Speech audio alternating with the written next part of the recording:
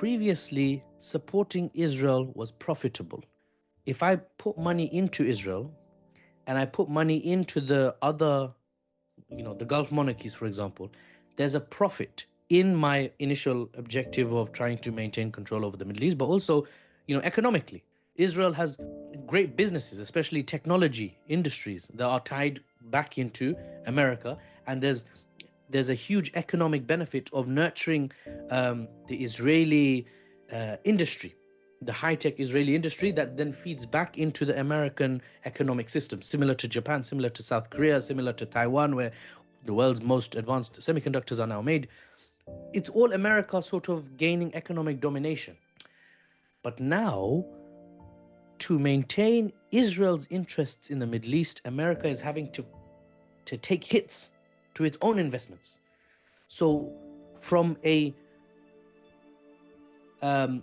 profitable geopolitical tool and economic tool, Israel has now become a detrimental, a cost in both geopolitical strength and in terms of economic strength. How geopolitically? Well, because the war I'm fighting for Israel is actually setting the Middle East on fire, and I'm actually losing control, and I'm losing control of my population. My friends and allies across the globe are now on my case, breathing down my neck. Why are you setting fire to the oil economy? It was a war of choice. What are you doing? Wrap it up, mate. Wrap it up. And that's geopolitically. Economically, the war has triggered chaos in the Gulf monarchies, who are invested back into me heavily. My economic domination based on the petrodollar, which I made a video about yesterday, because loads of people don't know what the petrodollar is. It's basically America and Saudi Arabia agreeing that you only sell your oil in dollars. And long story short, other countries that are oil producers jumped in on that deal.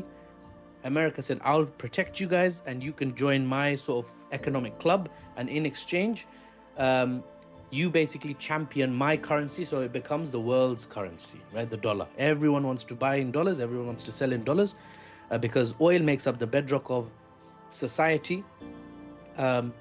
And if every oil seller only accepts dollars, now every country needs to go find dollars somewhere. So make the dollar very valuable. That's the petrodollar in a nutshell, basically.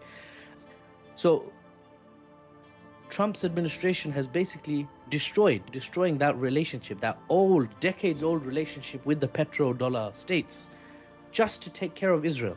It would make a lot more geopolitical sense to be like, listen, at one point it made sense to support Israel, to invest in Israel, to give billions a year, blah, blah, blah. Now it's more profitable to cut this guy loose.